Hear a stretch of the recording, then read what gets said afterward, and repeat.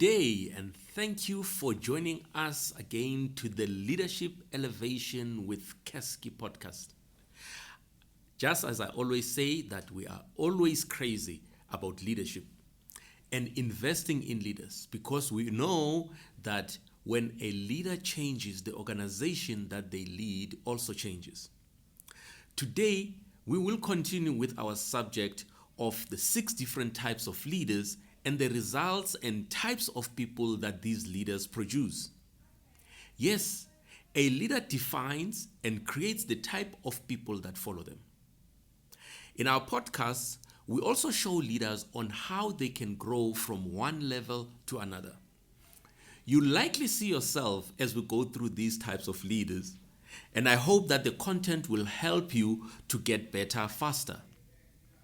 The 6 different types of leaders are unpredictable leaders, domineering leaders, secretive leaders, passive leaders, healthy leaders, and empowering leaders. Let's go through it once again. In the last episode, we spoke about unpredictable leaders, that these are the type of leaders that create hesitant followers. You know, when you are an unpredictable leader, you change strategy every now and then, and you are driven by the wind. You go to a conference and come back, all of a sudden, now there's a new strategy. That is an unpredictable leader that creates hesitant followers. The second one was a domineering leader. Domineering leaders create compliant followers. You know, when you are a dominating leader, it is the mindset where it creates people that don't think for themselves. They don't get to unleash their own leadership styles. You know, they simply do what they've been told to do. They become the yes sir people. And you know, the type of leader that keeps on saying it's my way or the highway. So when you are a domineering leader, you will create compliant followers and not necessarily committed followers. Ladies and gentlemen, today we're going to talk about the third type of a leader, and that is a secretive leader. What is a secretive leader? You know, these type of leaders that will be like, no, I can't tell you this, this information is for special people. You are not special enough to know. This information is for people at the top. You can't get to know about this. Ladies and gentlemen, secretive leaders, they produce guarded followers. It's an important thing to actually note that when you keep information from the people that you lead, you get them to stay on their toes and they remain on a guarded position. The reality is, if you don't trust your followers with information, how do you expect them to trust us? It's a very, very important thing. Remember something, a team is not a group of people that work together, but a group of people that trust each other. That is what Simon Sinek said. Let me repeat that again. A team is not a group of people that work together, but it is a group of people that trust each other.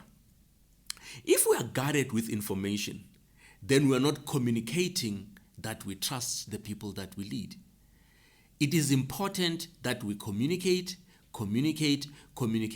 Even the things that you think that the people don't need, you still communicate anyway. I am not disregarding sensitive information that are issues of confidentiality, that are of a legal reason why they should not be communicated. Probably also understanding the fact that some right things, some appropriate things, correct things may be communicated at the wrong time, and that may become a problem. I am not talking about that kind of communication. I am talking about making sure that your team knows your strategy, making sure that your team knows the programs that you are busy with. The team knows what they are measured on. They are not surprised when they were going through their performance reviews and they didn't know that whilst we are watching the windows, if ever they are clean, they are busy cleaning the floor. You walk in, you are inspecting the windows, whereby actually they've been working so hard cleaning the floor. Communication is very important. Where are you as a business going? Do your followers know that? There is no secret in having to ensure that the followers are always up to speed with things. If you can't give them feedback and the truth of what's happening on the ground, then you are going to lead the organization blindly. Let's face it, when people that are on the ground are engaged, you get to actually get on the ground information. They can be in a position of giving you on the ground problems. And most of the time, they even know how to solve those problems. Remember, as a leader, you are not a jack of all trades. However, you leverage of the different resources and sources of information that can help you lead better. And the people that you follow are also equally important in making sure that you can be given the information that can help you to lead even much better. We have to engage our people's minds. We have to ensure that their commitments and insights that they have does contribute to the organization. Otherwise, we will lead the organization with half-baked information, with information that excludes the things that are happening on the ground. And the information that comes from the ground would be very, very, very helpful.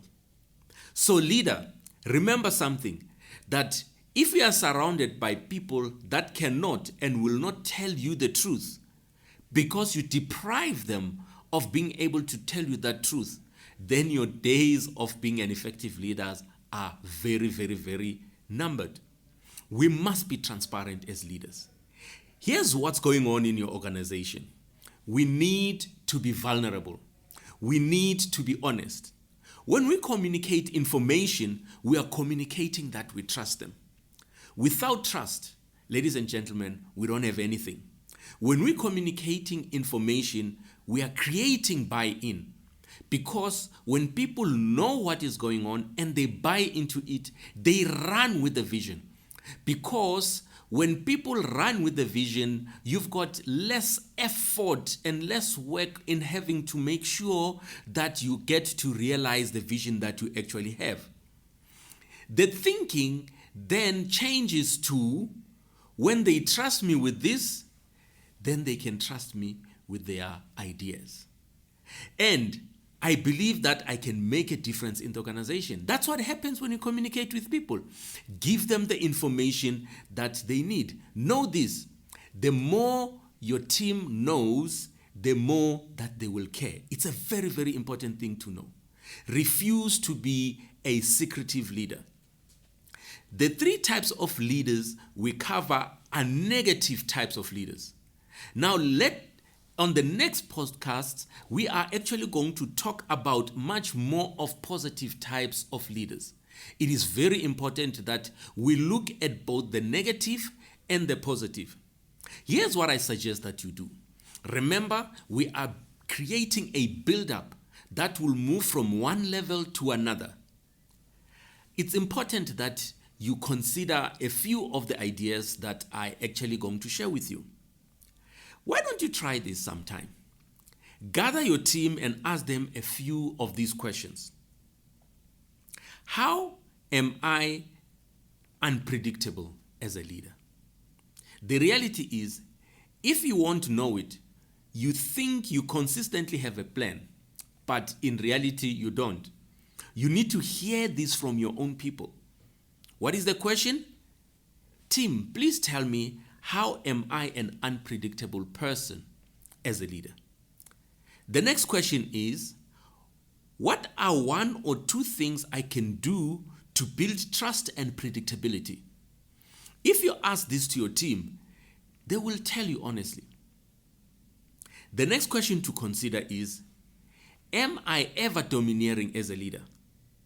Maybe a better way to ask is, how am I domineering you as your leader? The other question is, What can I do to ensure that everyone has a chance to offer their wisdom and input? Another question to consider: what are the 3 things that I can share that will make people feel valued and care more about working towards our strategic objectives?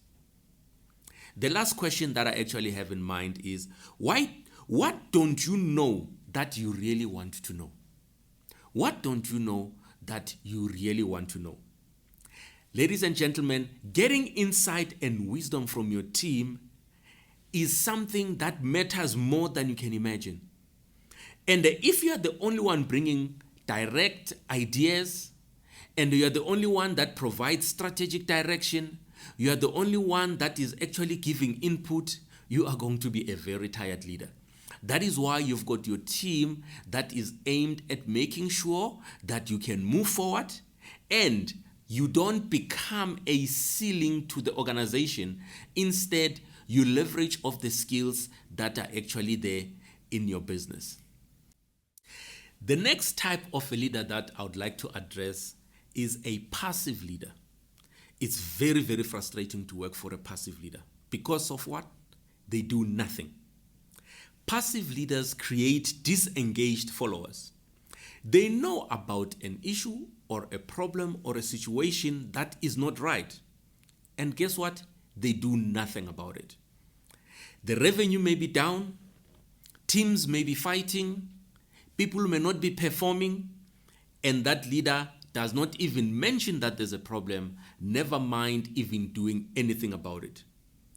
You know, team morale may be down. There could be unhealthy situations.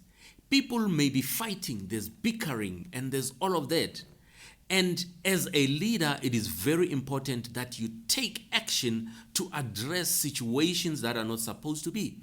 A passive leader will sit, wait, and pray for the situation to change on its own and disappear. And guess what, ladies and gentlemen? That is why we are leaders. We are not supposed to react. We are supposed to lead. Let us not let things just continue on their own, especially when they are not delivering the results and the outputs that we're looking for. Being a passive leader is very, very frustrating. Team members may be at each other's throat. Don't sit and watch in the name of they must resolve situations on their own. It is very important that you don't become a passive leader that just watches things happen and do nothing about them. The problem is that if you are a passive leader and you are avoiding diving into problems, the problem escalates. The problems become even worse off. When a leader avoids addressing problems, the problem stops becoming the problem. Now the problem becomes the leader. Because as a leader, you are not supposed to sit there being passive. You are supposed to be active and be in control and be in charge and lead. When you have a passive leader, you know, the mindset that you create with people is that if the leader doesn't care, why must I care? So ladies and gentlemen, don't be a passive leader. Look around in your organization, look around in your space and take decisive action. And make sure that you empower your people. Make sure that you create an enabling environment. You make sure that you create a wanting environment so that your team members can flourish, thrive, and be the best that they can be. And therefore, make sure that at the end of the day, you avoid being a passive leader. Because a passive leader will always create disengaged followers. And ladies and gentlemen, thank you so much for listening to us and watching this podcast. And make sure that you do your best to become a more effective leader and you do not become a secretive leader. Remember, the leadership principles and ways that you must avoid are: don't be an unpredictable leader, don't be a domineering leader, and don't be a secretive leader. The next type of leadership types that we're going to engage on are passive leaders, healthy leaders, and empowering leaders. I think as you implement some of the things that we are sharing and you really take stock of what is going on in your leadership practice, I hope that you will be in a position of improving how you lead your people. Thank you so much for connecting, and remember to subscribe and press that notification button so that every time that we go live, you can be notified in that. And ladies and gentlemen, thank you so much, and may God richly bless you. Have a good day.